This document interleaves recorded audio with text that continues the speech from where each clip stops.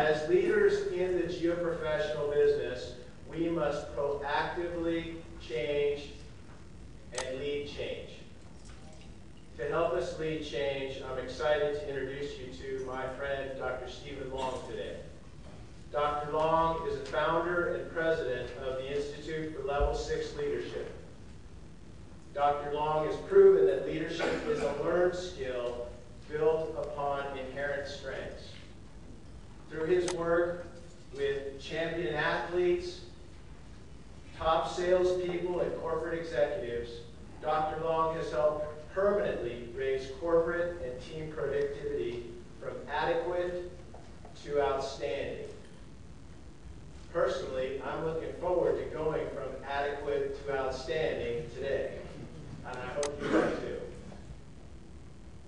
Applying his coaching and leadership techniques, Dr. Long's coaching has helped a variety of companies realize a significant and measurable performance. Dr. Long is an author, consultant, executive coach, and I think you'll find he's a dynamic public speaker. He's also a very cool guy, and in the past few years, he's become a good friend of mine. I'm honored to introduce to all of you today, Dr. Stephen Long. Thanks, Joe. Great job. Good afternoon. Good afternoon. There we go. How was lunch? Good. Man, how good is the food in this town? Yes. Is there a better city in America for food? No. Absolutely not, man. I was so excited to be invited to this thing. I haven't been back to New Orleans in over 20 years, and in my younger days, I was able to come here about 3 times in like a 5-year time stretch. The first time I was a college student, my last year in college, me and a couple buddies came down, we copped a couple of rooms at Tulane, we snuck into the Sugar Bowl, watched Pitt beat Georgia on a last-minute touchdown pass by Dan Marino, thrown to John Brown, split the safeties, won the game, but I remember subsisting mostly on Popeye's chicken and hurricanes. The next time, I was, just a few years later, I was a faculty member at a large state university and came down here for a conference, and being a state employee, you don't get that much of per diem, and I'm pretty sure I stuck with the same diet regimen. So, but the third time, I was in private enterprise, and me and a couple friends came down to actually Baton Rouge and had one of the 5 best meals of my life. But after 2 encounters with Louisiana's finest, it was made clear to me that I was not really welcome back in the state for a while. So, it's not all that bad. But on the way home, I decided that I'm not coming back to Louisiana until hell freezes over, until the Saints win the Super Bowl. So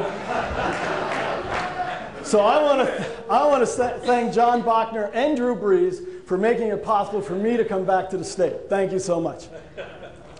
I also I want to welcome the other speakers. It truly is an honor to be listed, to be included with such great experts, particularly good friends Kevin Knevel and Jerry Salantai. And Jerry, as you know, is the former CEO of Kleinfelder, and since then he has taken a trip across to the dark side of consulting. And, as consultants, we are the purveyors of ideas and concepts and theoretical models.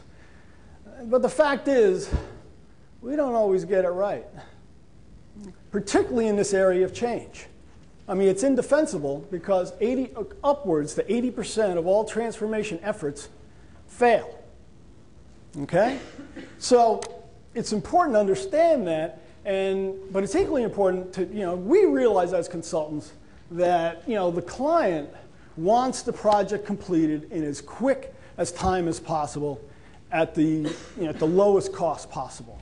We understand that, but many consultants bow to this pressure and suggest a completely inappropriate re-engineering program.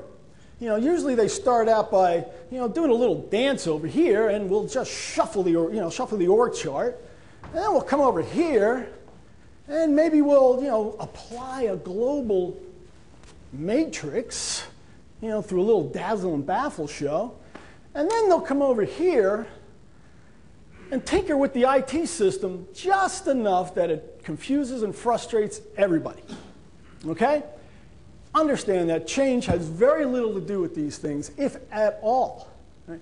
Change occurs mostly through informal networks and changing the collective belief system of the organization. And it takes a skilled leader with an arsenal of tools to lead change. But it truly is a pleasure to be speaking with, hold on here, I got to figure out my gizmo here, to engineers, because I think there's a real parallel between what I do and what you all do. This is a clip from Apollo 13, and obviously these are aerospace engineers. We got to find a way to make this fit into the hole for this, using nothing but that.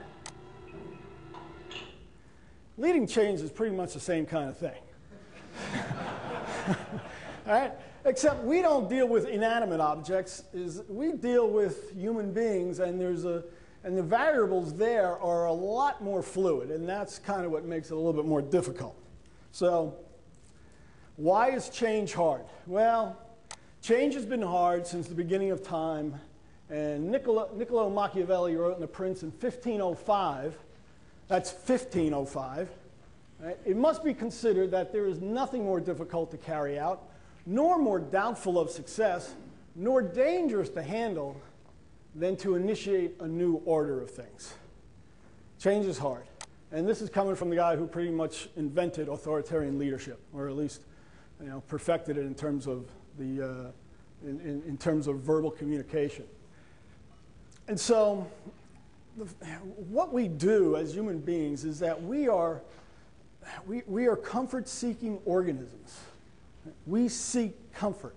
We want to do things. We want to have a routine. We want to do things the same way each and every time. Okay, but by doing that, is that we naturally deny, or I'm sorry, we naturally repress our most dangerous and worst impulses. But at the same time, we deny our best and most noble impulses. Is that we're somewhere comfortable in the middle. And executives who are wishing to lead change are strongly encouraged to learn how to expand their own personal comfort zone first before trying to expanding the collective comfort zone of their organization.